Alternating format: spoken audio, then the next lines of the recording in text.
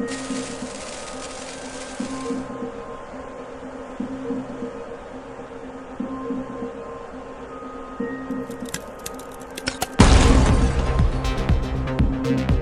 up guys, Ryan here from Always Prepped. Now I know it's been a long time since I've made a video, and that's not because I wasn't gonna make any more.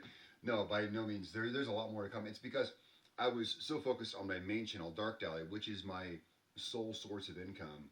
And I had to really focus on that channel, especially during the holiday season. That's when you really need to focus on things like that. So guys, I'm really happy to make another video today. Now I've made a lot more purchases, I guess. I've acquired a lot more things for my prepping. And that's what I want to talk to you today about. Let's see. Boy, it's been a couple months since I made a video here, and I wanted these videos to be weekly, and I'd like to continue doing that. So let's see, what do we got in the last couple months since I made a video here? So we got a new paint job on the AR. I got a new AR. I got an AR I have specifically for hunting and survival. That will be in an upcoming video. That probably, yeah, that won't be today. That'll be in an upcoming video. I also got a new vehicle, and that's what I want to show you today, guys. Don't worry, we're going outside. This is my kitchen. It doesn't look very interesting, so don't worry about that. Today I want to show you my new vehicle I bought. Now, I was driving a 2007 Nissan Versa and actually traded in for a 76 GMC. I'll show you that. We'll go outside here in a second. I want to give you guys the why and the what. Why would you trade a 2007 for a 42-year-old vehicle? Well, here's the thing, prepper mentality. I wanted something that would survive an EMP. You know, as a prepper, we're all preparing for something. All of us, those of us who prepare, are preparing for something. Some of us, the New Madrid earthquake. Some of us, the Yellowstone supervolcano. Some of us, solar flare. Me personally, I think the most likely threat to our country is an EMP. If any country were to ever invade the U.S., the number one thing they would have to do is take down all of our infrastructure first, and one single warhead detonated tactically over Kansas could do that, and could literally destroy all the electronics in the U.S. So I'm always prepared to live off the grid. Okay, I digress.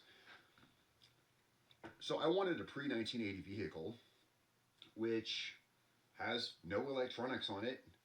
The truck itself is all metal. So, I mean, even in the event of whatever, the metal around the truck is really going to ground everything down anyway. But hey, regardless, it has no electronics. I want to take you on a tour around it, show you. But some people are like, why did you sell a 2007 car to get a 1976? The thing is reliable. It has a huge V8 and four-wheel drive. The only downside is I think the perfect prepper vehicle would actually be diesel powered, because you can put so many different kinds of fuel in them. And this is gas powered. That's probably the only downside. But it has two gas tanks, two 20-gallon gas tanks. Let's go have a look at it, guys. Let's go outside. Get my camera up here. All right, guys, let's go outside and have a look.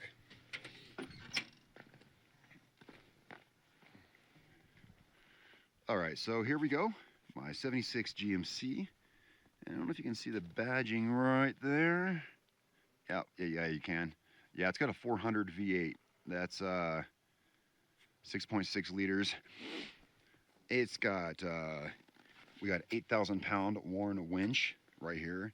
That's literally enough to pull the truck out of anything it gets into. The truck doesn't even weigh much. The truck weighs, what, I want to say 5,500 pounds or so. So this winch is literally enough to pull this truck out of a hole. And then, yeah, there's my license plate. Don't worry about it. I'm not one of those pussies that's going to blur my license plate. Don't worry about that. Block heater. A lot of people who live in warmer climates probably don't even know what this is. Because the truck is carbureted, it can be hard to start a carbureted vehicle when it's below zero. That's why that. I only explain that because some people who live in warmer climates probably have never seen a block heater. That's what it is. You just keep your car plugged in.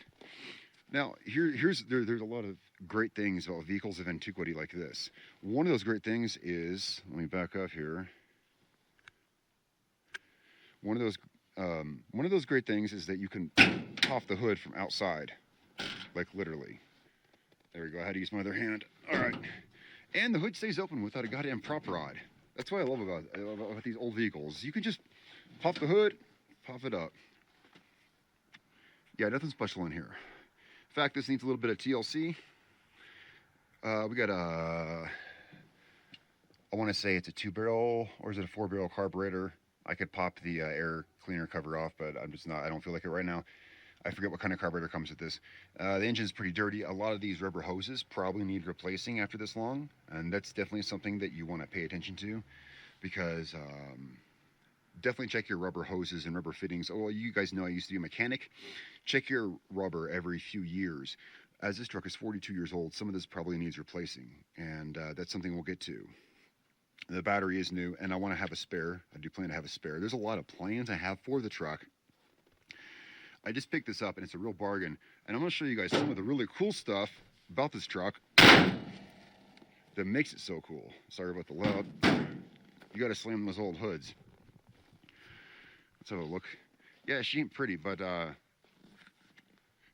she ain't pretty. But what you're seeing is not rust. I don't think there's any rust at all in the vehicle. Well, that's because I live in Colorado, and vehicles don't rust out here. So what you're seeing is just 42 years of degraded paint. Now, currently we have this this gate on the bed, and that's all well and good. We got a full-size spare tire, of course. I'd like to have another. I'd like to have 2 full-size spare tires, to be honest. I want to replace this with a camper shell, but that takes money, right? So when I get the money, I'm going to replace that with a camper shell. We got just normal tires, nothing, you know, no super swampers or anything crazy like that. We do have worn hub blocks on the front. Yeah, it's 4-wheel drive, but this is old school. Again, a lot of younger people won't even remember the days when you had to manually lock your hubs. Well, so we got worn hub locks on the front for the 4-wheel drive. Let's have a look inside. All right, so sorry with the lighting. It may be a little bright out here. Here's what I love. There's a lot of things in here I love. Okay, the water, I just went to the store and I just haven't taken that out yet. That's why that's here. But never a bad idea to keep water. Water keeps good at any temperature. Even if it's -30, which it gets to very often here. I can grab a bottle. I can grab one of these and still drink it. It'll just be a little icy. All right, let's see if we can... Sorry, guys. Okay, now we can see. Now we can see. Oh, here we go. I love this. Look at my radio. Here's my radio. Again, a lot of younger kids won't even know what this is. We actually don't even have a tape deck. We just have the 4 preset buttons.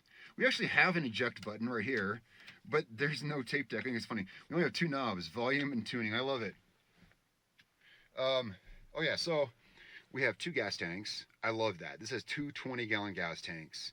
Now, granted, it costs about $100 currently to fill this thing up, but right here, you can see here's the switch. I can switch between right hand and left hand gas tanks on the fly, and it'll just swap. Now, whenever I fill this thing up, I always make sure both tanks are full, and I alternate. Like you can see right now I'm using the left-hand tank. The next time I go to the gas station, what I'm going to do is I'm going to fill the right-hand tank and swap over. Always make sure your gas is good. Gas goes bad, boy, it probably only takes a year or so for gas to go bad. Down here we have the essentials for living in Colorado, an ice scraper, and then we have, this is the remote control for my winch. Yes, the winch works fine. 4-wheel drive shifter. We have a, I don't know, would you call this a 3-speed or a 4-speed manual? Because it has a low, which, let's see if I can get in on this. The lighting is bad, and there we go. Has a low, which you never use. You would only use that if you're like towing something.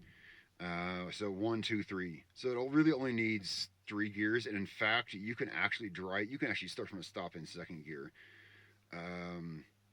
Oh yeah, we'll start her up here in a second, guys. We'll start her up here in a sec. There's a lot of things I like about this truck. There's only one lever on the steering column, and that's turn signal, and that's all it does. Again, a lot of you guys are, a lot of people are these days are not old enough to remember the days. Now, this truck is actually older than me. I was born in 1980. Excuse me. So this truck's actually 4 years older than me. Let's see if we can get in here. The headlights are actually, there we go. The headlights are actually on the dashboard, as are the wipers. This is the wiper switch here. Actually on the dashboard. A lot of people don't remember these days when the headlight was a pull knob on the dashboard. And what's more, this is great. So many people don't even know about this. Let's get in here.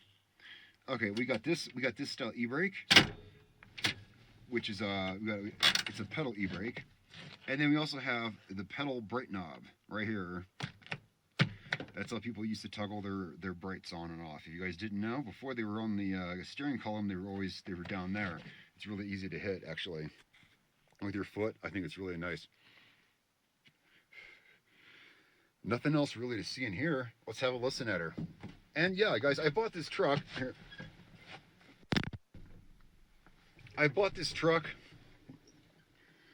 because I wanted something that could literally survive an EMP. I mean, this truck will survive the end of the world. Oh, there's one other thing I wanted to show you on the interior before we start her off, look at the miles, guys. Now, I don't know where you live, but where I live, okay, for instance, my roommate, okay, notice it has 97,000 miles. It has 96,949. That is incredible. And yes, those are original miles. Where I live in Colorado, places are really far apart. And cars have a lot of miles on them here. 100,000 is nothing. Every car here has over 100,000. My roommate just bought a 2012 Jeep, and it has 112,000. He bought it the same time I bought this, actually. He bought a 2012 Jeep with 112,000 miles, and that's very normal for where I live because the nearest town is 60 miles away. So every car here has a lot of miles on it. And I joked that my 42-year-old truck has only 97,000, and that is a gem. That's what I wanted. I wanted a pre-1980 vehicle with less than 100,000 miles and a V8 and four-wheel drive and a winch. I got so lucky with this. I hit the lottery finding this GMC. Let's fire her up, guys. So let's see here.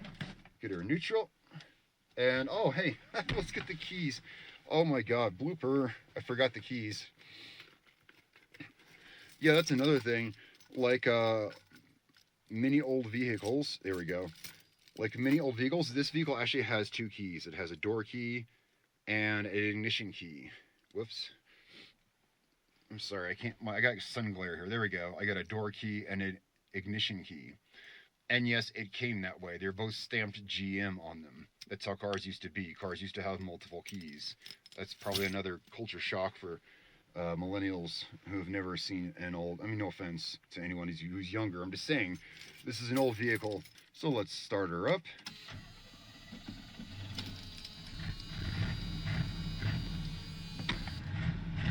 There we go. And yeah, the truck does actually shake when you rev it. Let's see if I can get that on camera. Yeah. She's got a big V8. Now, being an old truck, let's go ahead and step outside. Being an old truck, it doesn't have the 400 horsepower and all that shit that the modern trucks have. In fact, this truck only has about 200 horsepower coming out of that 6.6 liter V8. But what it does have is over 400 foot-pounds of torque. So it's not like your modern engine. But that's the other thing. That's the other beauty of this truck is that I can work on this literally anywhere on the side of the road. I showed you guys inside the engine bay already. The engine is, you can, and this is how you work on these things. You open the hood, you climb up in there, you sit on the edge of the fender well, and you work on the engine from there because there's so much empty space. You can literally, and this is how I work on it, is I climb up in the engine bay and I sit on the fender and work on it because, I'm sorry, I'm just showing random stuff now while I'm talking. Here, yeah, so she's got power where she needs it. Let's go ahead and shut her down. All right.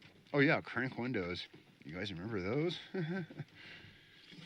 And yeah, power nothing. Yeah, this car has power nothing. And I have to slam the door to make sure it closes. All right. Let's go ahead and go back inside, I think. All right, guys, so that's my new prepping purchase is that 76 GMC. It's a great truck. It's completely bulletproof.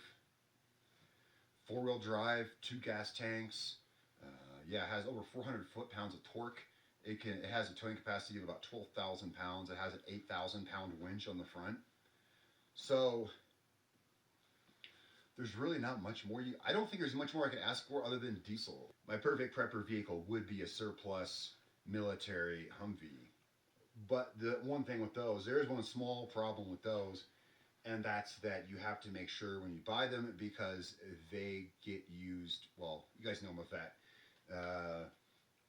Humvees, they get used really rough. They get used really rough. They're run wet and ragged. So if you are going to pick one up, make sure, yeah, have a look around and see what you're buying. You can get them as cheap as, you can get them under 10 grand. You can probably find for like 5 grand if you find the right one. To be honest, like a decommissioned like 1980s Humvee, you could probably find for 5 to 10 grand. But be very careful what you're buying because those things get run through the fucking ringer and out in the desert and shit. Anyway, that said, so that would be my perfect. And the reason is the things are fucking bulletproof. And I don't necessarily mean that literally. What I mean is um, the main thing is the big diesel engine, and you can put pretty much any kind of fuel in there you want to. If you're in a bind, you could even run them on used motor oil, for fuck's sake. Yeah, not kidding. That's why I like diesel engines. Diesel engines, for those of you who don't know, gasoline engines run with spark plugs, which combust the gas, and that drives the pistons. A diesel engine works a different way. It doesn't have a diesel engine doesn't have spark plugs. I'm just going to run you through this real quick. Diesel engines don't have spark plugs. The pistons literally compress the gas, so they need a really super I guess they need something that's really compressible. The pistons literally compress it till it explodes, and then or combusts, I should say, and that's what drives the pistons. That's why diesel engines have so much torque. Also, you can run them on pretty much anything because vegetable oil, used motor oil, pretty much anything, because you want something that's technically higher octane, that's not as combustible. I mean, you can run a Humvee on jet fuel, for instance. Yeah, anything that's a super duper ridiculous high octane. High octane means less combustible, contrary to what some people may think. Anyway, that's way beyond the point. The point is, I'm really happy with my new purchase. And I got it for practically nothing. Well, because it's a 76. Everyone these days is trying to get, well, this is 2018. Everyone's getting new cars. No one wants this, 42-year-old truck that you have to, and you do have to take a bit of care of it. But guess what? You guys have seen my previous videos. I'm a mechanic. I have the tools, but tools are in my go bag. I have every tool I need to fix everything on that vehicle, shy of dropping the transmission or something like that. I have every tool I need to fix anything that goes basically wrong with it. All right, guys, that's my new truck. Thank you so much for watching. I'm Ryan from Always Prepped. I will catch you guys next time.